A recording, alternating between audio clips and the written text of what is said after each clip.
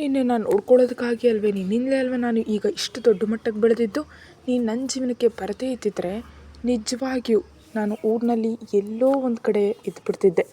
ಅಷ್ಟೇ ಹೊರತು ನೀನು ನನ್ನ ಜೀವನದಲ್ಲಿ ಇಲ್ದಿದ್ರೆ ನಾನು ಶೂನ್ಯ ಕಣೆ. ಖಂಡಿತವಾಗಿಯೂ ನನ್ನ ಸಂತೋಷ, ನನ್ನ ನೋವು, ನನ್ನ ಕೋಪ ಎಲ್ಲ ನೀನೇ. ಅಂಥದ್ದು ನೀನು ನನ್ನ ಜೀವನಕ್ಕೆ ಬರದೇ ಇದ್ದಿದ್ರೆ, ನಿನ್ನಿಂದ ನೋವು ಅನುಭವಿಸಿದ್ದೀನಿ ಅನ್ನೋದು ಎಷ್ಟು ಸತ್ಯವೋ, ನಿನ್ನಿಂದಲೇ ನನ್ನ ಸಂತೋಷ ಅನ್ನೋದು ಕೂಡ ಅಷ್ಟೇ ಸತ್ಯ ಅನ್ವಿತಾ. ಇನ್ನು ಮುಂದೆ ಹಾಗೆ ಮಾತಾಡಬೇಡ. ನೀನು ನನ್ನ ಜೀವನಕ್ಕೆ ಬರದೇ ಇದ್ದಿದ್ರೆ ನಿಜವಾಗಿಯೂ ಹೇಳ್ತಿದ್ದೀನಲ್ವಾ, ನಾನು ಇಲ್ಲೇ ಇರ್ತಿದ್ದೆ. ಎಷ್ಟು ಎತ್ತರಕ್ಕೆ ಬೆಳೀತಾ ಇರಲಿಲ್ಲ. ನಿನ್ನನ್ನು ಚೆನ್ನಾಗಿ ನೋಡ್ಕೊಳ್ಳೋದಕ್ಕಾಗಿಯೇ, ನಿನ್ನನ್ನು ಒಂದು ಮಟ್ಟದಲ್ಲಿ ಇರಿಸೋದಕ್ಕಾಗಿಯೇ ನಾನು ಈಗ ಇಷ್ಟೆಲ್ಲ ಸಾಧಿಸಿದ್ದು. ಅಷ್ಟೇ ಹೊರತು ನೀನು ಇಲ್ದಿದ್ರೆ ನಾನು ಇರ್ತಿರ್ಲಿಲ್ಲ ಕಣೆ. ಇಷ್ಟು ಪ್ರೀತಿಯನ್ನು ನನಗೆ ಯಾರು ನೀಡ್ತಾರೆ? ಯಾವುದೋ ಕೋಪದಲ್ಲಿ 4 ಮಾತು ಅಂದೆ ಅಷ್ಟೇ. ನನ್ನ ಹೆಂಡತಿಯೇ ಅಲ್ವಾ ಸಹಿಸ್ಕೊಳ್ತಾಳೆ ಅಂತ ಅಂದ್ಕೊಳ್ತೀನಿ. ಯಾರ ಮೇಲೆ ಪ್ರೀತಿ ಇರುತ್ತೋ ಅವ್ರ ಮೇಲೆ ನಾವು ಕೋಪ ತೋರಿಸೋದಕ್ಕೆ ಸಾಧ್ಯ. ಅದನ್ನು ಯಾಕೆ ಅರ್ಥ ಮಾಡ್ಕೊಳ್ತಾ ಇಲ್ಲ ಹೇಳು ನೀನು? ನಿನಗೆ ನಾನು ನಿನ್ನ ಮೇಲೆ ಕೋಪ ಮಾಡ್ಕೊಳ್ಳೋದು ಇಷ್ಟ ಇಲ್ದಿದ್ರೆ ಹೇಳು. ಇನ್ನೊಂದು ಬಾರಿ ಒಂದೇ ಒಂದು ಮಾತು ಕೂಡ ಅನ್ನಲ್ಲ. ನಾನು ಕೋಪವನ್ನು ಹತೋಟಿಯಲ್ಲಿ ಇಟ್ಕೊಳ್ತೀನಿ, ಆದರೆ ನಿನ್ನ ಮೇಲೆ ತೋರಿಸಲ್ಲ. ಅರ್ಥ ಆಯ್ತಾ? ಯಾರ ಮೇಲೆ ನಮ್ಮ ಪ್ರೀತಿ ಹೆಚ್ಚಾಗಿರುತ್ತೋ ನಮ್ಮ ಕೋಪ ಅವ್ರ ಮೇಲೆ ತಾನೇ ತೋರಿಸೋದಕ್ಕೆ ಸಾಧ್ಯ ಆಗುತ್ತೆ. ಯಾಕಂದರೆ ಅವರು ನಮ್ಮನ್ನು ಬರೆಸ್ತಾರೆ ಅಂತ ನಮಗೆ ಗೊತ್ತು. ಅದಕ್ಕೆ ಅಷ್ಟೇ ಹೊರತು ಬೇರೆ ಉದ್ದೇಶದಿಂದ ಅನ್ನಲಿಲ್ಲ. ಯಾವುದೋ ಕುಡಿದ ಅಮಲಿನಲ್ಲಿ ಹಾಗೆ ಮಾತಾಡಿದೆ, ಕ್ಷಮಿಸು, ತಪ್ಪಾಯಿತು. ಇನ್ನೊಂದು ಬಾರಿ ಏನೂ ಅನ್ನಲ್ಲ. ಅಷ್ಟೇ ಹೊರತು ಇಂಥ ಹುಚ್ಚು ಮಾತುಗಳನ್ನ ಆಡಿ ಮತ್ತೆ ನಿನ್ನಿಂದ ತಿನ್ನಬೇಡ ಅಂತ ಅನ್ವಿತಾಳನ್ನು ಆರ್ಯ ತನ್ನ ಎದೆಗೆ ಹತ್ತಿಕೊಂಡ. ಆರ್ಯನ ಮಾತುಗಳಿಗೆ ಬೆಳಿಗ್ಗೆಯಿಂದ ಅನುಭವಿಸಿದ ನೋವು ಸ್ವಲ್ಪ ಕಡಿಮೆ ಆದ ಕಾರಣ, ಆದರೂ ಯಾಕೆ ಹಾಗಂತೀರಾ? ಸ್ವಲ್ಪ ಸಮಾಧಾನವಾಗಿ ಹೇಳಬಾರ್ದಾ? ಎಷ್ಟು ಕೋಪ ಇದ್ದರೆ ಅಷ್ಟು ಕೋಪ ನನ್ನ ಮೇಲೆ ತೋರಿಸಿದ್ರೆ ನನಗೆ ಬೇಸರ ಆಗುತ್ತೆ ಅಂತ ಗೊತ್ತಿಲ್ವಾ? ಹೇಳು. ಅದೇನೋ ಹೇಳೋದನ್ನು ಸ್ವಲ್ಪ ಸಾಮಾನ್ಯವಾಗಿ ಹೇಳಿದ್ರೆ ಏನಾಗುತ್ತೆ? ನೀವು ಸುಮ್ಮನೆ ಬೈದರೆ ನನಗೆ ದುಃಖ ತಡೆಯೋದಕ್ಕಾಗಲ್ಲ. ಅಂಥದ್ರಲ್ಲಿ ನೀನು ಅಷ್ಟು ಕೋಪದಿಂದ ಅಂದರೆ ನನಗೆ ದುಃಖ ಬರದೆ ಇನ್ನೇನು ಬರುತ್ತೆ ಅಂತ ಇನ್ನೂ ಸ್ವಲ್ಪ ಹೊತ್ತು ಆರ್ಯನನ್ನು ಅಪ್ಕೊಂಡು ತನ್ನ ನೋವನ್ನೆಲ್ಲ ಹೊರ ಹಾಕಿದ್ಲು ಅನ್ವಿತಾ. ಇವರ ಜಗಳ ಇವರಿಗೆ ಬಿಟ್ಟು ಮಗು ಚೆನ್ನಾಗಿ ನಿದ್ದೆ ಮಾಡಿದ್ರಿಂದ ಅವನು ಮಲಗಿದ್ದಾನ ಕಡೆ. ಅವನನ್ನು ಸರಿಯಾಗಿ ಮಲಗಿಸು, ಅವನಲ್ಲಿ ಕೊನೆಯಲ್ಲಿದ್ದಾನೆ ಅಂತ ಹೇಳಿದ ಆರ್ಯ. ಅನ್ವಿತಾ ಎದ್ದು ಮಗನನ್ನು ಜೋಪಾನವಾಗಿ ಮಲಗಿಸಿ ಫ್ರೆಶ್ ಅಪ್ ಆಗಿ ಅಡುಗೆ ಮನೆಗೆ ಹೋಗಿ ಆರ್ಯನಿಗಾಗಿ ಮತ್ತು ತನಗಾಗಿ ಊಟವನ್ನು ತಂದ್ಲು. ಅವಳು ಊಟ ತಂದ ತಕ್ಷಣ ಆರ್ಯ ಎದ್ದು ಕೂತ. ಅನ್ವಿತಾ ಆರ್ಯನಿಗೆ ಊಟ ಕಲಸಿ ತಿನ್ನಿಸ್ತಾ, ಇಷ್ಟು ಹೊತ್ತಿಗೆ ಎಲ್ಲಿಗೆ ಹೋಗಿದ್ದೋ ಅಂತ ಕೇಳಿದ್ಲು. ಉದಯ್ ಜೊತೆ ಚಂದು ಬಗ್ಗೆ ಮಾತಾಡಿದೆ ಕಣೆ. ಚಂದುವನ್ನು ಮದುವೆ ಮಾಡ್ಕೊಳ್ತೀಯಾ ಅಂತ ಕೇಳಿದೆ ಅಂತ ಹೇಳಿದ ಆರ್ಯ. ಏನಂದ ಉದಯ್? ಮಾಡ್ಕೊಳ್ತೀನಿ ಅನ್ನ ಅಂತ ಕೇಳಿದ್ಲು ಅನ್ವಿತಾ. ಹ್ಞೂ ಹೇಳಿದ್ನಲ್ಲ, ಚಂದು ಅಂದರೆ ಅವನಿಗೆ ಪ್ರಾಣ ಅಂತ. ಆ ಒಂದು ದಿನ ಅಪ್ಪ ಆ ಸಂಬಂಧವನ್ನು ತರದೆ ಇದ್ದಿದ್ರೆ ಈಗ ಚಂದು ಜೀವನ ಎಷ್ಟು ಸಂತೋಷವಾಗಿರ್ತಿತ್ತೋ ನಿನಗೆ ನಿಜಕ್ಕೂ ಗೊತ್ತಿಲ್ಲ. ಅವನು ಹೂವಿನಂತೆ ಇಟ್ಟು ನೋಡ್ಕೊಳ್ತಿದ್ದ ಕಣೆ ನನ್ನ ತಂಗಿಯನ್ನು. ನನ್ನ ತಂಗಿ ಕಾಲ್ಗೂ ಏಟು ಬೀಳದ ಹಾಗೆ ನೋಡ್ಕೊಳ್ತಾ ಇದ್ದ ಅವನು ನನ್ನ ತಂಗಿನ. ಅವನು ನಮ್ಮ ಜೀವನಕ್ಕೆ ಶನಿಯಂತೆ ಬಂದು ನಮ್ಮೆಲ್ಲರ ಜೀವನವನ್ನು ಅಸ್ತವ್ಯಸ್ತ ಮಾಡಿ ಈಗ ಮಾತ್ರ ಅವನು ದೊಡ್ಡ ರಾಜಕೀಯ ಪದವಿಯನ್ನು ಪಡ್ಕೊಂಡು ಎಲ್ಲ ಸುಖಗಳನ್ನ ಅನುಭವಿಸ್ತಾ ಇದ್ದಾನೆ. ಆದರೆ ನನ್ನ ತಂಗಿಯನ್ನು ಮಾತ್ರ ಹೀಗೆ ದುಃಖದಲ್ಲಿ ಮುಳುಗಿಸ್ಬಿಟ್ಟಿದ್ದಾನೆ. ಅಂಥವನನ್ನು ಸುಮ್ಮನೆ ಬಿಡ್ತೀನ ನಾನು? ಸರಿಯಾದ ಸಮಯ ಬರ್ತಿಲ್ಲ ಅಷ್ಟೇ. ಆ ನನ್ನ ಮಗ ನನ್ನ ಕೈಗೆ ಸಿಗಬೇಕು. ಅವನನ್ನು ಕೊಲ್ದಿದ್ರೆ ನನ್ನ ಕೋಪ ಹೇಗೆ ತೀರುತ್ತೆ ಅಂದ. ನಾನು ಹೇಳಿದ ಮರುಕ್ಷಣವೇ ನೀನು ಅವನ ಅಂತ್ಯ ಕಾಣಿಸ್ತೀಯ ಅಂದ್ಕೊಂಡಿದ್ದೆ ಆರ್ಯ. ಆದರೆ ಇಷ್ಟು ದಿನಗಳಾದರೂ ನೀನು ಅವನ ಬಗ್ಗೆ ಯೋಚಿಸೋದಾಗಲಿ, ಅವನು ಎಲ್ಲಿದ್ದಾನೆ ಅಂತ ತಿಳಿಯೋದಾಗಲಿ ಇವುಗಳನ್ನೆಲ್ಲ ಯಾಕೆ ಮಾಡಿಲ್ಲ ಆರ್ಯ ನೀನು ಅಂತ ಕೇಳಿದ್ಲು ಅನ್ವಿತಾ. ನಿಮ್ಮ ತಂಗಿ ಮತ್ತು ನಾನು ಇಷ್ಟು ನೋವು ಅನುಭವಿಸಿದ್ದೀವಿ, ನಿನಗೆ ಅವನಿಗೆ ಏನು ಮಾಡಬೇಕು ಅಂತ ಅನ್ನಿಸ್ತಾ ಇಲ್ವಾ ಅಂತ ಕೇಳಿದ್ಲು ಅನ್ವಿತಾ. ಯಾಕಂದರೆ ಅವಳು ಅನುಭವಿಸಿದ ನೋವು ಅವಳಿಗೆ ಮಾತ್ರ ಗೊತ್ತು. ಅವಳು ಅಷ್ಟೊಂದು ನೋವು ಪಟ್ಟಿದ್ರೆ ಇನ್ನು ಅವನ ಕೈಯಲ್ಲಿ ನೇರವಾಗಿ ಬಲಿಯಾದ ಚಂದು ಜೀವನವನ್ನು ಊಹಿಸ್ಕೊಂಡ್ರೆ ಅನ್ವಿತಾಗೆ ನಡುಕ ಬರುತ್ತೆ. ಅನ್ವಿತಾಳೆ ಅಷ್ಟು ನೋವು ಅನುಭವಿಸಿದ್ರೆ ನೇರವಾಗಿ ಅವನ ಕೈಯಲ್ಲಿ ಸಿಕ್ಬಿದ್ದ ಚಂದು ಇನ್ನೆಷ್ಟು ನೋವನ್ನು ಅನುಭವಿಸಿರಬಾರ್ದು ಪಾಪ. ಆಹಾ, ಎಲ್ಲವೂ ನಾವು ಅಂದ್ಕೊಂಡ ತಕ್ಷಣ ಆಗಲ್ಲ ಕಣೆ. ಆದರೆ ಖಂಡಿತವಾಗಿಯೂ ಅವನಂತ್ಯ ನಾನು ಕಾಣಿಸ್ತೀನಿ. ನೀನಂಥ ವಿಷಯಗಳ ಬಗ್ಗೆ ಏನು ಯೋಚಿಸೋದಕ್ಕೆ ಹೋಗಬೇಡ, ಅರ್ಥ ಆಯ್ತಾ? ಹಾಗೆ ಚಂದು ಜೀವನವನ್ನು ಸರಿಪಡಿಸಿ ನಾವು ಇಲ್ಲಿಂದ ಹೋಗೋಣ, ಸರಿನಾ ಅಂತ ಹೇಳಿದ ಆರ್ಯ. ಹ್ಞೂ ಸರಿ ರೀ ಅಂತ ಅಂದ್ಲು ಅನ್ವಿತಾ. ಹಾಗೆ ಆ ರಾತ್ರಿ ಕಳೆದು ಹೋಯಿತು. ಮರುದಿನ ಸೂರ್ಯೋದಯವಾಗುವ ಹೊತ್ತಿಗೆ ವಿಜಯ್ ಮತ್ತು ನಿತ್ಯ ಹೈದರಾಬಾದ್ಗೆ ಹೋಗೋದಕ್ಕೆ ಸಿದ್ಧರಾಗಿದ್ದರು. ಯಾಕಂದರೆ ಅವರು ಬಂದು ಈಗಾಗಲೇ 1 ವಾರ ಕಳೆದು ಹೋಗ್ಬಿಟ್ಟಿತ್ತು. ಅಲ್ಲಿ ಆಫೀಸ್ನ ಜವಾಬ್ದಾರಿಗಳನ್ನೆಲ್ಲ ಮ್ಯಾನೇಜರ್ ಒಬ್ಬನೇ ನೋಡ್ಕೊಳ್ಳೋದಕ್ಕೆ ಸಾಧ್ಯವಾಗದೆ ದಿನಕ್ಕೆ 4 ಬಾರಿ ವಿಜಯ್ ಮತ್ತು ಆರ್ಯನಿಗೆ ಕರೆ ಮಾಡಿ ತನ್ನ ಅಳಲನ್ನು ತೋಡ್ಕೊಳ್ತಾ ಇದ್ದ. ಅದಕ್ಕಾಗಿ ವಿಜಯ್ನನ್ನು ತಕ್ಷಣ ಹೈದರಾಬಾದ್ಗೆ ಹೊರಡುವಂತೆ ಹೇಳಿದ ಆರ್ಯ. ಲೇ ಮಿತ್ರದೋಹಿ, ಆಫೀಸ್ ನಿನ್ನ ಕೆಲಸದಲ್ವಾ, ಇದು ನಿನ್ನ ಮನೆ ಫಂಕ್ಷನ್ಸ್ ಅಲ್ವಾ ಕಳ್ಳ. ಮೇಲಾಗಿ ನೀನು ಬಂದರೆ ನಾನು ಮದುವೆ ಮಾಡ್ಕೊಂಡು ಜೀವನದಲ್ಲಿ ನೆಲೆಸಬೇಕು ಅಂತ ಅಂದ್ಕೊಂಡಿದ್ರೆ ನೀನು ಮಾತ್ರ ಇಲ್ಲೇ ಹೆಂಡತಿ ಮಗುವಿನ ಜೊತೆ ನೆಲೆಸ್ಬಿಡೋ ಹಾಗಿದೆಯಾ ಏನು ಅಂತ ಕೇಳ್ದ. ಬೇಕಿದ್ರೆ ಇನ್ನೊಂದು ಮಗುವನ್ನು ಕೂಡ ಇಲ್ಲೇ ಪಡ್ಕೊಂಡು ಅವರನ್ನು ಇಲ್ಲೇ ಬೆಳೆಸೋ ಹಾಗಿದೆ ನಿನ್ನ ವರ್ತನೆ. ಆದರೆ ಆಫೀಸಿಗೆ ಮಾತ್ರ ನೀನು ಬರುವಂತೆ ಕಾಣ್ತಾ ಇಲ್ಲ ಅಂತ ಕೇಳ್ದ. ಅಲ್ಲಿ ಕೆಲಸಗಳೆಲ್ಲ ಕೊಳತು ಹೋಗ್ತಿವೆ ಕಣೋ. ಮೀಟಿಂಗ್ಸು ಎಂಪ್ಲಾಯೀಸ್ನೆಲ್ಲ ನಾನೇ ನೋಡ್ಕೊಳ್ಳೋ ಅಷ್ಟರಲ್ಲಿ ಸುಸ್ತಾಗ್ಬಿಡ್ತಿದೆ. ಸ್ವಲ್ಪ ಬೇಗ ಹೈದರಾಬಾದಿಗೆ ಬರೋ ಉದ್ದೇಶ ಇದೆಯಾ ಇಲ್ವಾ ಸ್ವಾಮಿ ನಿನಗೆ ಅಂದ ವಿಜಯ್ ಬೇಸರದಿಂದ ಆರ್ಯನ ಮೇಲೆ ಕಿರ್ಚುತ್ತಾ. ಲೇ ಬರ್ತೀನಿ ಕಣೋ, ಚಂದು ಜೀವನ ಸರಿ ಹೋದ್ಮೇಲೆ ಬರ್ತೀನಿ. ಉದಯ್ ಜೊತೆ ನಿನ್ನೆ ಮಾತಾಡಿದ್ದೀನಿ ಚಂದು ಜೊತೆ ಮದುವೆ ಬಗ್ಗೆ. ಒಂದೇ 1 ತಿಂಗಳು ಎಲ್ಲವನ್ನ ನಿಭಾಯಿಸಿದ್ರೆ ಆಮೇಲೆ ಹೈದರಾಬಾದಿಗೆ ಬರ್ತೀನಿ, ಸರಿನಾ? ಸ್ವಲ್ಪ ಸಹಾಯ ಮಾಡೋ ಸ್ವಾಮಿ ಈ 1 ತಿಂಗಳು, ಆಮೇಲೆ ನಿನಗೆ 1 ವರ್ಷ ಬೇಕಿದ್ರೂ ರಜೆ ಕೊಡ್ತೀನಿ, ಸರಿನಾ ಅಂತ ಆಸೆ ತೋರಿಸ್ತಾ ಆರ್ಯ ವಿಜಯ್ಗೆ. 1 ವರ್ಷ ರಜೆ ಅಂತ ಅಷ್ಟೊಂದೇನಿಲ್ಲ, ನೀನು ಅನುಮತಿ ಕೊಡೋದೇ ಹೆಚ್ಚು. ನಿನ್ನ ಕೆಲಸದ ರೀತಿ ನನಗೆ ಗೊತ್ತಿದೆ ಅಲ್ವಾ. 1 ದಿನ ರಜೆ ಕೇಳಿದ್ರೂ ಕೂಡ ಕೊಡಲ್ಲ. ನೀನು 1 ವರ್ಷ ರಜೆ ಕೊಡ್ತೀನಿ ಅಂತ ಅಂದರೆ ನಾನು ನಂಬಿಡ್ತೀನಾ? ಯಾವುದೋ ನಿನ್ನ ತಂಗಿಯನ್ನು ಮದುವೆ ಮಾಡ್ಕೊಳ್ತಿದ್ದೀನಿ, ಅದಕ್ಕೆ 1 ತಿಂಗಳು ಕೊಡ್ತೀಯೋ ಏನೋ ಅಷ್ಟೇ. ಅದ್ರ ಮೇಲೆ ನೀನು ಕೊಡಲ್ಲ ಅಂತ ನನಗೆ ಗೊತ್ತು ಬಿಡು. ಬೇಕಿದ್ದರೆ ನನ್ನ ಶೋಭಾನ ದಿನವೂ ನನ್ನಿಂದ ಕೆಲಸ ಮಾಡಿಸೋ ಜಾತಕ ನಿಂದು, ರಾಕ್ಷಸ ನನ್ನ ಮಗನೇ ಅಂತ ಆರ್ಯನನ್ನು ಬೈದು ಹೋಗ್ಬರ್ತೀನಿ ಅಂತ ಅಂದ. ಅನ್ವಿತಾ ಜಾಗ್ರತೆ, ಮಗು ನೋಡ್ಕೋ ಅಂತ ಮಗುವನ್ನು ಎತ್ಕೊಂಡು ಸ್ವಲ್ಪ ಹೊತ್ತು ಮಾತಾಡಿ ಬಾಯತ್ತೆ ಬಾಯ್ ಮಾವ ಅಂತ ಶಂಕರ್ ಮತ್ತು ಸುಲೋಚನಾ ಅವರಿಗೆ ಹೇಳಿ, ಜಾಗ್ರತೆ ಚಂದು, ನಿನ್ನ ಜೀವನದಲ್ಲಿ ಮತ್ತೆ ಸುಖ ಸಂತೋಷಗಳು ಬರಲಿ ಅಂತ ಹಾರೈಸ್ತೀನಿ ಅಂತ ಹೇಳಿ ವಿಜಯ್ ಮತ್ತು ನಿತ್ಯ ಎಲ್ರಿಗೂ ಹೇಳಿ ಹೈದರಾಬಾದ್ಗೆ ಪ್ರಯಾಣವನ್ನು ಬೆಳೆಸಿದ್ರು. ಅವ್ರು ಹೋದ ತಕ್ಷಣ ಮನೆಯನ್ನೆಲ್ಲ ನಿಶಬ್ದವಾಯಿತು.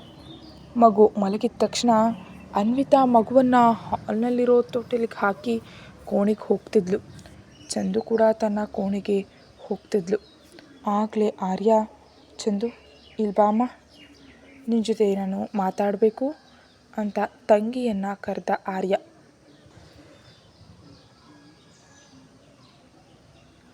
ಅಮ್ಮ ಅಪ್ಪ ನೀವು ಕೂಡ ಬಂದು ಕೂತ್ಕೊಳ್ಳಿ ಅಂದ ತಕ್ಷಣ ಎಲ್ಲರೂ ಸೋಫಾದಲ್ಲಿ ಹಾಲ್ನಲ್ಲಿ ಬಂದು ಕೂತರು. ಆರ್ಯ ಏನು ಹೇಳೋದಕ್ಕೆ ನೋಡ್ತಾ ಇದ್ದಾನೆ ಅಂತ ಎಲ್ಲರೂ ಆರ್ಯನನ್ನೇ ನೋಡ್ತಿದ್ರು. ಚಂದುಗೆ ಮತ್ತೆ ಮದುವೆ ಮಾಡಬೇಕು ಅಂತ ಅಂದ್ಕೊಂಡಿದ್ದೀನಪ್ಪ ನಾನು ಅಂತ ಹೇಳ್ದ ಆರ್ಯ ತನ್ನ ತಂದೆಗೆ. ಶಂಕರ್ ಅವ್ರ ಮಗಳ ಕಡೆ ನೋಡಿದ್ರೆ ಚಂದ್ರು ಮಾತ್ರ ತನ್ನ ಅಣ್ಣನ ಕಡೆ ನೋಡ್ತಾ, ನನಗೆ ಮತ್ತೆ ಮದುವೆ ಯಾಕಣ್ಣ ಅಂತ ಕೇಳಿದ್ಲು. ನಿನಗೆ ಈ ಹಿಂದೆ ನಡೆದದ್ದನ್ನು ನಾನು ನಿಜಕ್ಕೂ ಮದುವೆ ಅಂತ ಭಾವಿಸಿಲ್ಲ ಚಂದು. ಆ ದರಿದ್ರ ನಮ್ಮ ಜೀವನಕ್ಕೆ ಬರದೇ ಇದ್ದಿದ್ರೆ ನೀನೆಷ್ಟು ಸಂತೋಷವಾಗಿರ್ತಿದ್ಯೋ ನನಗೆ ಗೊತ್ತು ಕಣಮ್ಮ. ಅವನು ಯಾವುದೋ ನಿನ್ನ ಜೀವನ ಹಾಳು ಮಾಡ್ದ ಅಂತ ನೀನು ಎಲ್ಲ ಸುಖಗಳಿಂದ ದೂರ ಇರೋದು ನನಗೆ ಇಷ್ಟ ಇಲ್ಲ. ಆ ಒಬ್ಬನಿಂದಾಗಿ ನೀನು ಎಲ್ಲ ಸುಖಗಳಿಂದ ದೂರವಿರ್ತೀನಿ ಅಂದರೆ ಹೇಗೆ ಚಂದು? ಅವನು ನಿನ್ನ ಪಾಸ್ಟ್, ಅವನು ನಿನ್ನ ಜೀವನದಲ್ಲಿ ಇಲ್ಲ. ನಿಮ್ಮಿಬ್ಬರಿಗೂ ವಿಚ್ಛೇದನ ಕೂಡ ಸಿಕ್ಕಿದೆ. ಇನ್ಯಾಕೆ ಅವನ ಬಗ್ಗೆ ಚಿಂತೆ? ಅವನಿಗೆ ಯಾವುದೇ ತೊಂದರೆ ಆಗಬಾರ್ದು ಅಂತ ವಿಚ್ಛೇದನ ಕೂಡ ಕಳಿಸಿದ್ದಾನೆ. ಅವನು ಈಗಾಗಲೇ ಇನ್ನೊಂದು ಮದುವೆಗೆ ಸಿದ್ಧವಾಗಿದ್ದಾನೆ. ಅವನ ಮದುವೆ ನಡೆದಿದೆ ಅಂತಲೂ ಕಾಣುತ್ತೆ. ಅವನ ಪಾಪದ ಕೂಡ ತುಂಬೋ ದಿನ ಹತ್ತಿರದಲ್ಲಿದೆ. ಅವನಿಗೆ ಶಿಕ್ಷೆ ನನ್ನ ಕೈಯಿಂದಲೇ ಕೊಡಿಸ್ತೀನಿ. ಅವನೇ ಎಲ್ಲ ಕೆಟ್ಟ ಕೆಲಸಗಳನ್ನ ಮಾಡಿ ಸಂತೋಷವಾಗಿ ಇನ್ನೊಂದು ಮದುವೆ ಮಾಡ್ಕೊಂಡು ಹಾಯಾಗಿ ಬದುಕ್ತಾ ಇದ್ದಾನೆ. ಯಾವುದೇ ತಪ್ಪು ಮಾಡದ ನೀನು ಎಲ್ಲ ಸಂತೋಷಗಳಿಂದ ದೂರವಿರ್ತೀನಿ ಅಂದರೆ ಹೇಗೆ ಚಂದು? ಇದು ಸರಿ ಅನಿಸುತ್ತಾ? ಅವನು ಮಾಡಿದ ಪಾಪಗಳಿಗೆ ನೀವು ನೋವು ಅನುಭವಿಸ್ತೀನಿ ಅಂತ ನೀನಂದರೆ ಹೇಗಮ್ಮ? ಒಬ್ಬ ಅಣ್ಣನಾಗಿ ಮಾತು ಕೊಡ್ತಿದ್ದೀನಿ, ನಿನಗೆ ಆದ ಅನ್ಯಾಯಕ್ಕೆ, ನೀನು ಪಟ್ಟ ಕಷ್ಟಗಳಿಗೆ ಅವನಿಗೆ ಉತ್ತರ ಹೇಳೇ ತೀರ್ತೀನಿ ನಾನು. ಆದರೆ ನಿನ್ನ ಜೀವನ ಮಾತ್ರ ಹೀಗೆ ಒಣಗಿ ಹೋಗೋದಕ್ಕೆ ಬಿಡಲ್ಲ ನಾನು. ನಿನಗಾಗಿ ಒಂದು ಬದುಕು ಇರಬೇಕು. ನಿನ್ನ ಕಣ್ಣಲ್ಲಿ, ನಿನ್ನ ಮುಖದಲ್ಲಿ ನಾನು ಮತ್ತೆ ಸಂತೋಷವನ್ನು ನೋಡಬೇಕು. ಅದಕ್ಕೆ ನಿನಗೆ ಮತ್ತೆ ಮದುವೆ ಮಾಡಬೇಕು ಅಂತ ನಿನ್ನ ಅಣ್ಣನಾಗಿ ನಾನು ತೀರ್ಮಾನಿಸಿದ್ದೀನಿ ಕಣಮ್ಮ. ಈ ಬಾರಿ ಅಮ್ಮ ಅಪ್ಪನ ಮಾತು ಕೂಡ ನಾನು ಕೇಳಲ್ಲ. ನಿನ್ನ ಮಾತು ಮಾತ್ರ ನನಗೆ ಬೇಕು. ನಿನ್ನ ಉದ್ದೇಶ ಏನು ಚಂದು ಹೇಳು ಅಂತ ತಂಗಿ ಪಕ್ಕದಲ್ಲಿ ಕೂತು ಅವಳ ಕೈಗಳನ್ನ ತನ್ನ ಕೈಗೆ ತೆಗೆದುಕೊಂಡು ಕೇಳಿದ ಆರ್ಯ.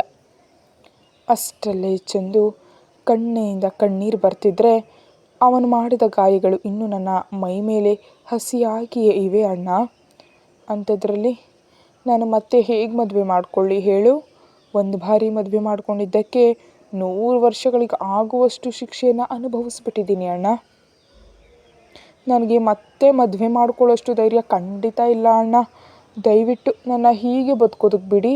ನನಗೆ ಮದುವೆ ಮಾಡ್ಕೊಳ್ಳೋ ಉದ್ದೇಶನೇ ಇಲ್ಲ ಅಂತ ಅಂದ್ಲು ತುಂಬ ನೋವಿನಿಂದ. ಮತ್ತೆ ಇಂಥ ನೋವುಗಳು ನನಗೆ ಬೇಡ ಅಣ್ಣ, ನಂಗೆ ನಿಜವಾಗ್ಲೂ ಸಹಿಸೋದಕ್ಕಾಗಲ್ಲ ಅಂತ ಆರ್ಯನ ಹತ್ತಿರ ಕೇಳಿಕೊಂಡು ಬಿಕ್ಕಿ ಬಿಕ್ಕಿ ಅಳ್ತಾ ಇದ್ದಾಳೆ ಚಂದು. ಅಲ್ಲಿ ಚಂದುವಿನ ನೋವು ನೋಡಿದ ಯಾರಿಗಾದರೂ ಕಣ್ಣೀರು ಬರುತ್ತೆ. ಸುಲೋಚನಾ ಅವರು ಸೆರಗನ್ನು ಬಾಯಿಗೆ ಅಡ್ಡ ಹಿಡಿದು ಅಳ್ತಾ ಇದ್ದರೆ ಶಂಕರ್ ಅವರ ಕಣ್ಣಿಂದ ನೀರು ಸುರಿತಾ ಇತ್ತು. ಮಗಳ ನೋವು ತಿಳಿದ ಪ್ರತಿ ಬಾರಿಯೂ ಅವರು ಕಣ್ಣೀರನ್ನು ತಡೆಯೋದಕ್ಕೆ ಸಾಧ್ಯವಾಗ್ತಾ ಇರಲಿಲ್ಲ. ಅನ್ವಿತಾ ಕೂಡ ಅಳ್ತಾ ಹೋಗಿ ಚಂದುವಿನನ್ನು ಹಿಡಿದು ಸಮಾಧಾನ ಮಾಡ್ತಾಳೆ. ಆದರೆ ಅವಳ ಅಳು ಮಾತ್ರ ನಿಲ್ತಾನೇ ಇಲ್ಲ.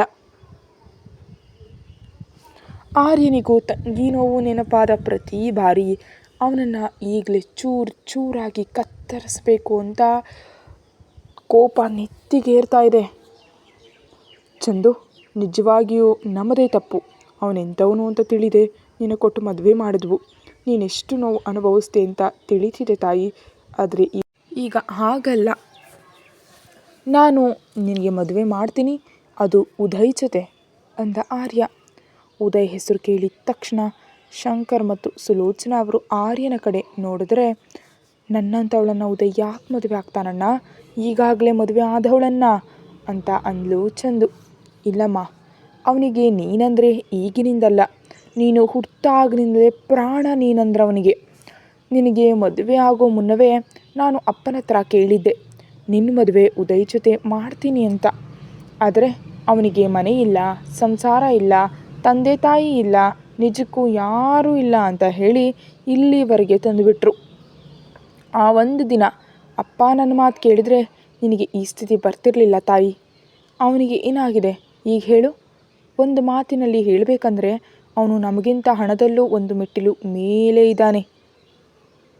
ಅವನು ಕೆಲಸ ಮಾಡ್ಕೊಳ್ತಾ, ಒಂದು ಕಡೆ ಕೃಷಿ ಮಾಡ್ತಾ, ತನ್ನ ಹೊಲ ತೋಟಗಳನ್ನೆಲ್ಲ ನೋಡ್ಕೊಳ್ತಾ, ಬಂದ ಹಣದಲ್ಲಿ ಇನ್ನೂ ಕೆಲವು ಹೊಲಗಳನ್ನ ಕೊಳ್ಳುತ್ತಾ ಎಷ್ಟು ಎತ್ತರಕ್ಕೆ ಬೆಳೆದಿದ್ದಾನೆ ಗೊತ್ತಾ? ಅವನೀಗ ಒಬ್ಬರಿಗೆ ಸಹಾಯ ಮಾಡೋ ಸ್ಥಿತಿಯಲ್ಲಿದ್ದಾನೆ ಚಂದು. ಸರಿ, ನಾನು ಹಣದ ವಿಷಯದ ಬಗ್ಗೆ ಮಾತಾಡ್ತಾ ಇಲ್ಲ. ಅವನ ಹತ್ರ 1 ರೂಪಾಯಿ ಇಲ್ದಿದ್ರೂ ಕೂಡ ನಿನ್ನನ್ನು ಕಣ್ಣಲ್ಲಿ ಕಣ್ಣಿಟ್ಟುಕೊಂಡು ನಿನಗೆ ಯಾವುದೇ ಕಷ್ಟ ಬರದ ಹಾಗೆ ಕಾಪಾಡಿಕೊಳ್ಳುವಂಥ ಶಕ್ತಿ ಅವನಲ್ಲಿದೆ ಚಂದು. ಅದಕ್ಕೆ ನಿನಗೆ ಮದುವೆ ಮಾಡಬೇಕು ಅಂತ ನಾನು ಅಂದ್ಕೊಂಡಿದ್ದೀನಿ. ಈ ಅಣ್ಣನ ಮಾತು ಮೀರಬೇಡಮ್ಮ. ಈ ಮದುವೆ ನಂತರ ನಿನ್ನ ಜೀವನ ನಿಜವಾಗಿಯೂ ಸಂತೋಷವಾಗಿ ಬದಲಾಗುತ್ತೆ. ನನ್ನ ಮಾತನ್ನು ನಂಬು ಅಂತ ಅಂದ ಆರ್ಯ. ಈ ಅಣ್ಣನ ಮಾತು ಮೀರಬೇಡ ಚಂದು, ಪ್ಲೀಸ್. ನಿನ್ನ ಜೀವನ ನಿಜವಾಗ್ಲೂ ಚೆನ್ನಾಗಿರುತ್ತೆ ಉದಯ್ ಜೊತೆ. ಅವತ್ತು ನಿನ್ನ ಜೀವನದಲ್ಲಿ ನಾನು ತಲೆ ಹಾಕಲಿಲ್ಲ. ನಿನ್ನ ಜೀವನದಲ್ಲಿ ಏನು ನಡೀತಿದೆ ಅಂತ ತಿಳಿಯೋದು ಕಾರಣವೇ ನೀನಿಷ್ಟು ಕಷ್ಟಪಡ್ತಿದೀಯಾ ಅಂತ ಆಗಲೇ ಅಂದ್ಕೊಂಡೆ. ನೀನು ನಿನ್ನ ಗಂಡನ ಜೊತೆ ಸಂತೋಷವಾಗಿದೆಯಾ ಅಂತ ನಾನು ಕುರುಡಾಗಿ ನಂಬ್ಕೊಂಡ್ಬಿಟ್ಟಿದ್ದೆ ಕಣಮ್ಮ. ನನ್ನ ನೋವುಗಳಲ್ಲಿ ನಾನು ಮುಳುಗಿ ಹೋಗಿಬಿಟ್ಟಿದ್ದೆ. ನಿಜಕ್ಕೂ ನಿನ್ನ ಜೀವನ ಹೇಗಿದೆ ಅಂತ ಯೋಚಿಸೋದಕ್ಕೂ ಕೂಡ ಆಗಲಿಲ್ಲ. ಅದಕ್ಕೆ ಈಗ ನಾನು ನಾಚಿಕೆಯಿಂದ ಸಾಯ್ತಾ ಇದ್ದೀನಿ. ಕನಿಷ್ಠ ತಂಗಿ ಜೀವನ ಹೇಗಿದೆ ಅಂತ ಕೂಡ ಗಮನಿಸಿದ್ದಕ್ಕೆ ನನ್ನನ್ನು ನಾನೇ ಹೀಯಾಳಿಸ್ಕೊಳ್ತಿದ್ದೀನಿ ಚಂದು. ನಿಜವಾಗಿಯೂ ಒಂದು ಬಾರಿಯಾದರೂ ನೀನು ಹೇಗಿದೆಯಾ, ಏನು ಮಾಡ್ತಿದೀಯಾ, ನಿನ್ನ ಜೀವನ ಹೇಗಿದೆ, ನಿನ್ನ ಗಂಡ ಹೇಗಿದ್ದಾನೆ, ನಿನ್ನ ಮದುವೆ ನಂತರದ ಬದುಕು ಹೇಗಿದೆ ಅಂತ ನಾನು ಒಂದೇ ಒಂದು ಬಾರಿ ಕೂಡ ನಿನ್ನ ಅಣ್ಣನಾಗಿ ತಿಳಿದುಕೊಂಡಿದ್ದರೆ ಇಷ್ಟೊತ್ತಿಗೆ ನಿನಗೆ ಈ ಕಷ್ಟಗಳು ಇರ್ತಿರ್ಲಿಲ್ವೇನೋ ಅನ್ನಿಸ್ತಿದೆ ಕಣಮ್ಮ. ಆದರೆ ನಿನ್ನ ಅಣ್ಣನಾಗಿ ನಾನು ಆಗೇನು ಮಾಡೋದಕ್ಕೆ ಸಾಧ್ಯ ಆಗಲಿಲ್ಲ. ಕನಿಷ್ಠ ಈಗಲಾದರೂ ಒಬ್ಬ ಅಣ್ಣನಾಗಿ ನೀನು ಸಂತೋಷವಾಗಿರೋದನ್ನು ನೋಡಬೇಕು ಅಂತ ಅಂದ್ಕೊಂಡಿದ್ದೀನಿ. ಅದಕ್ಕೆ ಈ ಒಂದು ಬಾರಿ ನಿನ್ನ ಅಣ್ಣನ ಮಾತು ಕೇಳು ಚಂದು. ನಾನು ಭರವಸೆ ನೀಡ್ತೀನಿ, ಉದಯ್ ಜೊತೆ ಮದುವೆ ಆದಮೇಲೆ ನಿನ್ನ ಜೀವನ ಪೂರ್ತಿ ಅಂದರೆ ಪೂರ್ತಿ ಕಣಮ್ಮ, ಫುಲ್ ಸಂತೋಷವಾಗಿ ಬದಲಾಗುತ್ತೆ ನಿನ್ನ ಜೀವನ. ಅಷ್ಟೇ ಹೊರತು ಇವನನ್ನು ಯಾಕೆ ಮದುವೆ ಆದೆ ಅಂತ ಒಂದು ಕ್ಷಣವೂ ನಿನಗೆ ಅನಿಸಲ್ಲ. ನಿನ್ನನ್ನು ಅವನು ಹಾಗೆ ನೋಡ್ಕೊಳ್ತಾನೆ. ಹೇಳ್ತಿದ್ದೀನಲ್ಲ, ನನ್ನ ಹೆಂಡತಿಯನ್ನು ಕೂಡ ನಾನು ಇಲ್ಲಿವರೆಗೆ ಹಾಗೆ ನೋಡ್ಕೊಂಡಿಲ್ಲ, ನೋಡ್ಕೊಳ್ಳೋದಕ್ಕೆ ಸಾಧ್ಯವೂ ಇಲ್ಲ ಅಂತ ಖಂಡಿತವಾಗಿ ಹೇಳ್ತಾ ಇದ್ದೀನಿ. ಯಾಕಂದರೆ ಅವನಿಗೆ ನಿನ್ನ ಮೇಲಿರೋ ಪ್ರೀತಿ ಅಂಥದ್ದು ಕಣಮ್ಮ. ಅವನ ಕಣ್ಣಲ್ಲಿ ಈಗಲೂ ನಿನ್ನ ಮೇಲೆ ಪ್ರೀತಿ ಕಾಣಿಸ್ತದೆ ಹೊರತು ಕರುಣೆ ಅಲ್ಲ. ಚಿಕ್ಕಂದಿನಿಂದ ಅವನಿಗೆ ನೀನು ಎಷ್ಟು ಪ್ರಾಣ ಅಂತ ತಿಳಿದು ನಿನಗೆ ಇನ್ನೊಬ್ಬರ ಜೊತೆ ಮದುವೆ ಮಾಡ್ತಿದ್ರೆ ಸುಮ್ಮನೆ ನೋಡ್ತಾ ಇರೋದು ನನ್ನದೇ ತಪ್ಪಾಯಿತು. ಕನಿಷ್ಠ ಅವನಾದರೂ ಆ ದಿನ ಎದುರು ನಿಂತು ನನ್ನ ಮಾವನ ಮಗಳು ನನಗೆ ಬೇಕು, ಅವಳನ್ನು ನಾನೇ ಮದುವೆ ಆಗ್ತೀನಿ ಅಂತ ಗಟ್ಟಿಯಾಗಿ ನಿಂತಿದ್ರೆ ತುಂಬ ಚೆನ್ನಾಗಿರ್ತಿತ್ತು. ಆದ್ರೇನು, ಎಷ್ಟು ಅಂದ್ಕೊಂಡ್ರೇನು ಲಾಭ? ನಡಿಬೇಕಾದದ್ದು ಈಗ ಆಲ್ರೆಡಿ ನಡೆದು ಹೋಗಿದೆ. ಇನ್ನು ನಡೆದಿದ್ದನ್ನು ನಾವು ಬದಲಿಸೋದಕ್ಕೆ ಸಾಧ್ಯ ಇಲ್ಲ ಅಲ್ವಾ? ಹೋಗಿದ್ದು ಹೋಗಿದೆ. ಇನ್ನು ಅದನ್ನು ಬಿಟ್ಟಾಕು. ನಿನ್ನ ಜೀವನದಲ್ಲಿ ಅವನೊಬ್ಬ ಕೆಟ್ಟ ಹುಳು ಅಂದ್ಕೋ ಕಣಮ್ಮ. ಅವನ ಬಗ್ಗೆ ಯೋಚಿಸೋದು ಕೂಡ ತಪ್ಪು. ನೀನು ಅವನನ್ನು ನೆನಪಿಸ್ಕೊಳ್ಳೋದು ಕೂಡ ತಪ್ಪಾಗತ್ತೆ. ಅವನೇ ನಿನ್ನ ಬಗ್ಗೆ ಯೋಚಿಸದೆ ಬೇರೆ ಮದುವೆ ಮಾಡ್ಕೊಂಡಿದ್ದಾನೆ. ಅಂಥದ್ರಲ್ಲಿ ಡಿವೋರ್ಸ್ ಕೂಡ ಆಗಿದೆ. ಈ ಸಮಾಜ ಏನೂ ಅನ್ನಲ್ಲ ತಾಯಿ. ಈ ಸಮಾಜದ ಬಗ್ಗೆ ಯೋಚಿಸಿದ್ರೆ ನಾವು ಖಂಡಿತವಾಗಿ ಮುಂದೆ ಹೋಗೋದಕ್ಕೆ ಸಾಧ್ಯವೇ ಇಲ್ಲ. ಉದಯ್ ಅಂಥವನನ್ನು ನಿನಗೆ ಇನ್ನು ಎಲ್ಲಿಂದ ತರಲಮ್ಮ? ಅವನು ಇಲ್ಲಿವರೆಗೆ ಮದುವೆ ಮಾಡ್ಕೊಳ್ಳದೆ ಇರೋದು ಯಾಕೆ ಗೊತ್ತಾ? ನಿನಗಾಗಿ. ನಿನಗೆ ಬೇರೆ ಮದುವೆ ಆದರೂ ಕೂಡ ನಿನ್ನನ್ನು ಅವನು ಪ್ರೀತಿಸಲೇ ಇದ್ದಾನೆ. ಆ ಸತ್ಯ ಅವನಿಗೆ ತಿಳಿದಿದ್ರೂ ಕೂಡ ಜೀವನ ಪೂರ್ತಿ ನಿನ್ನನ್ನು ನೆನೆಯುತ್ತಾ ಒಂಟಿಯಾಗಿರಬೇಕು ಅಂತ ಅಂದ್ಕೊಂಡಿದ್ದೀನಿ ಹೊರತು ಅವನು ಇನ್ನೊಬ್ಬರನ್ನ ಮದುವೆ ಮಾಡ್ಕೊಳ್ಬೇಕು ಅಂತ ಅಂದ್ಕೊಳ್ಳೇ ಇಲ್ಲ. ಅವನು ನಿಜಕ್ಕೂ ಮನುಷ್ಯನೇ ಅಲ್ಲ. ಕನಸಿನಲ್ಲೂ ಇನ್ನೊಬ್ಬ ಹುಡುಗಿಯನ್ನು ಬರೋದಕ್ಕೆ ಬಿಟ್ಟಿಲ್ಲ. ಅವನಿಗೆ ಚಿಕ್ಕಂದಿನಿಂದಲೂ ನೀನು ಅಂದರೆ ಹುಚ್ಚು, ನೀನು ಅಂದರೆ ಪ್ರಾಣ, ನೀನಂದರೆ ಜೀವ ಅವನಿಗೆ. ನೀನು ಹೊರತು ಇನ್ನೊಬ್ಬ ಹುಡುಗಿಯನ್ನು ಕಣ್ಣೆತ್ತಿ ನೋಡೋದಕ್ಕೂ ಕೂಡ ಅವನು ಇಷ್ಟಪಡಲ್ಲ ಕಣಮ್ಮ. ಅಷ್ಟು ಪ್ರಾಣ ನೀನಂದರೆ. ಹೇಳ್ತಾಯಿ, ಉದಯ್ ಜೊತೆ ಮದುವೆಗೆ ನಿನಗಿಷ್ಟನಾ ಅಂತ ಕೇಳಿದ ಆರ್ಯ ಮತ್ತೊಮ್ಮೆ ತನ್ನ ತಂಗಿಯನ್ನು. ಅಂಥವನಿಗಾಗಿ ನನ್ನ ಅವಶ್ಯಕತೆ ಇದೆಯಾ ಅಣ್ಣ? ಈಗಾಗಲೇ ನಾನು ಎಂಜಲು ಬಟ್ಟೆ ಅಂತಾದವಳು, ಈಗಾಗಲೇ ಒಂದು ಮದುವೆ ಆದವಳು ನಾನು. ನನ್ನಂಥ ಹುಡುಗಿ ಉದಯ್ ಭಾವನಿಗೆ ಯಾಕೆ ಹೇಳು? ಒಳ್ಳೆ ಹುಡುಗಿಯನ್ನು ನೋಡಿ ಮದುವೆ ಆಗಲಿ, ನನಗಾಗಿ ಅವನ ಜೀವನ ಯಾಕೆ ಹಾಳು ಮಾಡ್ಕೊಳ್ಳೋದು? ನನ್ನಂಥವಳು ಉದಯ್ ಭಾವನಿಗೆ ಬೇಡ ಅಣ್ಣ, ಅವನಿಗೆ ಬಹಳ ಒಳ್ಳೆ ಹುಡುಗಿ ಸಿಗ್ತಾಳೆ, ನನ್ನನ್ನು ಮರೆತು ಬೇರೆ ಮದುವೆ ಮಾಡಿಕೊಂಡು ಸಂತೋಷವಾಗಿ ಇರೋದಕ್ಕೆ ಹೇಳು ಅಂತ ಅಂದ್ಲು. ಚಂದು ಅಳತ್ಲೆ. ಅದು ನನ್ನ ಪ್ರಾಣ ಹೋದರೂ ನಡೆಯಲ್ಲ ಚಂದು. ನೀನು ನನ್ನನ್ನು ಮದುವೆ ಮಾಡಿಕೊಂಡ್ರು ಮಾಡ್ಕೊಳ್ಳದೆ ಇದ್ದರೂ ನನ್ನ ಸಾವು ಬರೋವರೆಗೂ ಹೀಗೆ ಇರ್ತೀನಿ ನಿನ್ನನ್ನು ನೆನೀತಾ. ಅಷ್ಟೇ ಹೊರತು ನಿನ್ನನ್ನು ಮರೆತು ಇನ್ನೊಬ್ಬರನ್ನ ಮದುವೆ ಮಾಡ್ಕೊಳ್ಳೋದು ನಡೆಯದ ಮಾತು ಅಂದ. ಆಗಲೇ ಅಲ್ಲಿಗೆ ಬಂದ ಉದಯ್. ನೀನು ನನ್ನ ಮದುವೆ ಆಗದಿದ್ದರೂ ನಾನು ಜೀವನ ಪೂರ್ತಿ ಹೀಗೆ ಇರ್ತೀನಿ, ಆದರೆ ನಿನ್ನನ್ನು ಮರೆತು ಇನ್ನೊಬ್ಬರನ್ನ ಮದುವೆ ಆಗೋದು ನಡೆಯೋದೇ ಇಲ್ಲ ಚಂದು ಅಂದ. ಆಗಲೇ ಅಲ್ಲಿಗೆ ಬಂದ ಚಂದುವಿನ ಮಾತುಗಳನ್ನೆಲ್ಲ ಕೇಳಿಸ್ಕೊಂಡಂತ ಉದಯ್ನನ್ನು ನೋಡಿ ಬಾರೋ ಇಲ್ಲಿ ಅಂತ ಕರೆದ ಆರ್ಯ. ಕೇಳಿಸ್ಕೊಂಡಿಯಾ ಚಂದು ಅವನ ಮಾತು? ಯಾಕೆ ಅರ್ಥ ಮಾಡ್ಕೊಳ್ಳೋದಕ್ಕಾಗ್ತಾ ಇಲ್ಲ ಚಂದು? ಒಂದು ಬಾರಿ ಈ ಮದುವೆಗೆ ಹ್ಞೂ ಅಂತ ಒಪ್ಕೊಂಡು ನೋಡು. ನಿನ್ನ ಜೀವನದಲ್ಲಿ ನೋವು ಕಷ್ಟ ಎಂಬ ಪದಗಳಿಗೆ ಜಾಗ ಇಲ್ಲದ ಹಾಗೆ ಅವನು ನಿನ್ನ ನೋಡ್ಕೊಳ್ತಾನಮ್ಮ ಅಂತಂದ ಆರ್ಯ. ಅಮ್ಮ ಇಷ್ಟು ದಿನಗಳ ನಂತರ ಅವನು ಧೈರ್ಯ ಮಾಡಿ ಚಂದುವನ್ನು ಮದುವೆ ಮಾಡ್ಕೊಳ್ತೀನಿ ಅಂತ ಅಂದಿದ್ದಾನೆ. ಉದಯ್ ಚಂದುವನ್ನು ಮದುವೆ ಮಾಡ್ಕೊಳ್ಳೋದು ನಿಮಗೆ ಒಪ್ಪಿಗೆನಾ ಅಂತ ಕೇಳಿದ ಆರ್ಯ. ಕತ್ತಲಲ್ಲಿ ಇರುವಂಥ ಅವಳ ಬದುಕನ್ನು ಬೆಳಕು ತರ್ತೀನಿ ಅಂತ ಅಂದರೆ ನಾನು ಯಾಕೆ ಬೇಡ ಅಂತ ಅನ್ನಲಿ ಆರ್ಯ? ಇದೇ ಧೈರ್ಯ ಉದಯ್ ಮೊದಲೇ ಮಾಡಿದರೆ ನನ್ನ ಮಗಳನ್ನು ಅವನು ಯಾರಿಗೂ ಕೊಟ್ಟು ಇಷ್ಟು ಕಷ್ಟಕ್ಕೆ ದೂಡ್ತಾ ಇರಲಿಲ್ಲ, ನಾವು ನನ್ನ ಮಗಳು ಇಷ್ಟು ಕಷ್ಟಪಡ್ತಾ ಇರಲಿಲ್ಲ ಅಂತ ಸುಲೋಚನಾ ಅವರು ಅಳ್ತಾ ಇದ್ದರೆ, ಆಗ ಹೋಗಿದ್ದರ ಬಗ್ಗೆ ಅಲ್ಲಮ್ಮ, ಈಗ ನಡಿಬೇಕಿರೋದ್ರ ಬಗ್ಗೆ ಕೇಳ್ತಿದ್ದೀನಿ. ಉದಯ್ ಚಂದು ಮದುವೆಗೆ ನಿಮಗೆ ಅಡ್ಡಿ ಇಲ್ಲ ತಾನೇ? ಇಲ್ಲ ಕಣಪ್ಪ ಅಂದರು ಸುಲೋಚನಾ ಅವರು ಪೂರ್ತಿ ಸಮ್ಮತದಿಂದ. ನೋಡಿದ್ಯಾ ಚಂದು, ಉದಯ್ ಜೊತೆ ನಿನ್ನ ಮದುವೆಗೆ ಯಾರತ್ತೂ ಅಡ್ಡಿ ಇಲ್ಲ. ಇನ್ನು ಅನ್ನೋರು ಏನೋ ಅಂತಿರ್ತಾರೆ, ಆದರೆ ಅದು ನಿನ್ನ ಜೀವನಕ್ಕಿಂತ ದೊಡ್ಡದಲ್ಲ, ಸರಿನಾ? ನಿನ್ನ ಜೀವನ ನಿನಗೆ ಇಷ್ಟ ಬಂದ ಹಾಗೆ ಇರಬೇಕು ಅಷ್ಟೇ, ಇನ್ಯಾರಿಗೋ ಇಷ್ಟ ಬಂದ ಹಾಗೆ ಅಲ್ಲ ಚಂದು ಅಂತ ಅನ್ವಿತಾಗೆ ಕಣ್ಣಲ್ಲೇ ಸನ್ನೆ ಮಾಡಿದ ಆರ್ಯ. ಚಂದುವನ್ನು ಅವಳ ಕೋಣೆಗೆ ಕರ್ಕೊಂಡು ಹೋಗಲು ಅನ್ವಿತಾ ಚಂದುವನ್ನು ಅವಳ ಕೋಣೆಗೆ ಕರ್ಕೊಂಡು ಹೋಗಿ ಸ್ವಲ್ಪ ನೀರು ಕುಡಿಸಿ ಸಮಾಧಾನ ಮಾಡಿ ಹೊರಗೆ ಬಂದುಬಿಟ್ಳು. ನೀನೇ ಮಾತಾಡಿ ಅವಳನ್ನು ಮದುವೆಗೆ ಒಪ್ಪಿಸ್ಬೇಕು ಉದಯ್. ನೀನೇನು ಮಾತಾಡ್ತೀಯೋ ನನಗೆ ಗೊತ್ತಿಲ್ಲ, ಇನ್ನು ಎಲ್ಲ ನಿನ್ನ ಕೈಯಲ್ಲೇ ಇದೆ ಅಂತ ಚಂದುವಿನ ಕೋಣೆಗೆ ಕಳಿಸ್ತಾ ಆರ್ಯ. ಉದಯ್ ಚಂದುವಿನ ಕೋಣೆಗೆ ಹೋದಾಗ ಅವಳು ಹಾಸಿಗೆಯ ಮೇಲೆ ಒಂದು ಮೂಲೆ ಕೂತು ಮೌನವಾಗಿ ಅಳ್ತಾ ಇದ್ಲು.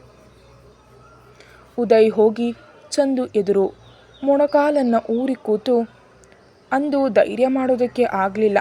ನಿಜವಾಗಿಯೂ ನನ್ನದೇ ತಪ್ಪು, ಆದರೆ ನಿನ್ನ ಕಣ್ಣಲ್ಲೂ ನನ್ನ ಮೇಲೆ ಪ್ರೀತಿ ಕಾಣಿಸ್ತಿತ್ತು ಅಲ್ವಾ? ಅದು ಸುಳ್ಳ?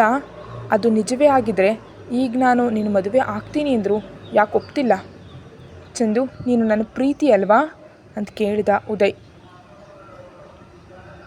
ನೀನು ಇದೇ ಧೈರ್ಯ ಅವತ್ತು ಮಾಡಿದರೆ ನಿಜವಾಗಿಯೂ ನಿನ್ನನ್ನು ನಾನು ಮದುವೆ ಆಗ್ತಿದ್ದೆ ಬಾವಾ, ಆದರೆ ಬೇರೆಯವ್ರ ಹೆಂಡತಿಯಾಗಿ ಅವನ ಕೈಯ ಎಂಜಲಾದವಳು ನಾನು, ಮತ್ತೆ ನಿನ್ನನ್ನು ಹೇಗೆ ಮದುವೆ ಆಗಲಿ ಹೇಳು ನೀನೇ ಅಂತ ಕೇಳಿದ್ಲು. ನಿನ್ನ ಜೀವನವನ್ನು ಹಾಳು ಮಾಡಿದವಳಾಗ್ತೀನಿ ನಾನು, ನನ್ನಂಥವ್ರ ಜೊತೆ ನೀನು ಯಾಕೆ ಬದುಕು ಕಟ್ಕೊತೀಯಾ? ನಿನಗೊಳ್ಳೆ ಹುಡುಗಿ ಸಿಗ್ತಾಳೆ, ದಯವಿಟ್ಟು ನನ್ನ ಬಿಟ್ಟು ಬೇರೆ ಹುಡುಗಿಯನ್ನು ಮದುವೆ ಮಾಡ್ಕೋ ಭಾವ ಅಂತ ಅಂದ್ಲು ಅಳತ್ಲೆ. ನಿನ್ನ ಜೀವನ ಸಂತೋಷವಾಗಿರುತ್ತೆ ಅಂತ ಅಂದ್ಲು ಚಂದು ಜೋರಾಗಿ ಅಳ್ತಾ. ಯಾವುದೋ ಹುಚ್ಚು ನಾಯಿ ಕಚ್ಚಿತು ಅಂತ ಅವನ ಬಗ್ಗೆ ಮರೆತು ಬಿಡಬೇಕು, ಆದರೆ ಅವನು ಮಾಡಿದ್ದನ್ನೇ ಅವನು ಕೊಟ್ಟ ನೋವುಗಳನ್ನೇ ನೆನೀತಾ ಅದೇ ನೋವಿನಲ್ಲಿ ನೀನು ಇರ್ತೀನಿ ಅಂದರೆ ಹೇಗೆ ಸುಮ್ಮನಿರಲಿ ಚಂದು? ನಾವೆಲ್ಲ ಹೇಗೆ ತಡ್ಕೊಳ್ಳೋದು ಹೇಳು? ಅದನ್ನು ಮರೆಯೋದು ಸುಲಭ ಅಲ್ಲ ಅಂತ ಗೊತ್ತು, ಆದರೆ ನೀನು ಪ್ರಯತ್ನ ಅಂತೂ ಮಾಡಬೇಕಲ್ವೇ?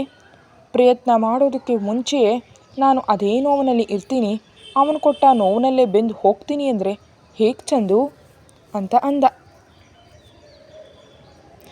ಏನು ಮಾಡಲಿ ಬಾಬಾ, ನನ್ನಿಂದ ಆಗ್ತಾ ಇಲ್ಲ, ಈಗಾಗಲೇ ಮದುವೆಯಾದವಳು ನಾನು, ಇನ್ನೊಬ್ಬರ ಜೊತೆ ಜೀವನ ಹಂಚ್ಕೊಂಡವಳು ನಾನು. ನಿನ್ನ ಜೀವನಕ್ಕೆ ಬಂದು ಹೇಗೆ ನಿನ್ನ ಜೊತೆ ಸಂತೋಷವಾಗಿ ಇರೋದಕ್ಕೆ ಸಾಧ್ಯ ಆಗುತ್ತೆ? ನಿನಗೆ ಸಂತೋಷ ಹೇಗೆ ನೀಡಲಿ ಬಾವ ಅಂತ ಮುಖ ಮುಚ್ಕೊಂಡು ಅಳ್ತಾ ಇದ್ದಾಳೆ ಚಂದು. ಅವಳ ಅಳುವನ್ನು ನೋಡಿ ಉದಯ್ ಮೆಲ್ಲನೆ ಎದ್ದು ಚಂದುವನ್ನು ತನ್ನ ಎದೆಗೆ ಹತ್ತಿಕೊಂಡು, ಈ ಭಾವನ ಪ್ರೀತಿ ಇನ್ನೂ ನಿನಗೆ ತಿಳಿತಿಲ್ವಮ್ಮ? ಇನ್ನೂ ನನ್ನನ್ನು ಅಳಿಸ್ಲೇ ಇರ್ತೀಯಾ? ಆ ದೇವರು ನನ್ನ ನೋವು ನೋಡಿ ನನಗೆ ಒಂದು ಅವಕಾಶವನ್ನು ಕೊಟ್ಟಿದ್ದಾನೆ ಅಂತ ಅಂದ್ಕೊಂಡೆ ಚಂದು. ಆ ನೋವನ್ನು ನನ್ನನ್ನು ಜೀವನ ಪೂರ್ತಿ ಹೊರೋದಕ್ಕೆ ಹೇಳ್ತೀಯಾ ಹೇಳು, ನಿನ್ನನ್ನು ಹೀಗೆ ನೋಡುತ್ತಾ ಅಂದ ಉದಯ್ ಕೂಡ ಬಹಳ ಭಾವುಕನಾಗಿ. ಕತೆ ಮುಂದುವರಿಯುತ್ತೆ. ವಿಡಿಯೋವನ್ನು ಮೊದಲೇ ನೋಡಲು ಚಾನಲ್ಗೆ ಮೆಂಬರ್ಶಿಪ್ ತಗೊಳ್ಳಿ. ಹಾಗೆ ದಯಮಾಡಿ ಎಷ್ಟೋ ಜನ ವಿಡಿಯೋ ನೋಡ್ತಿದ್ದೀರಾ, ಪ್ಲೀಸ್ ಸಬ್ಸ್ಕ್ರೈಬ್ ಆಗಿ. Thank you.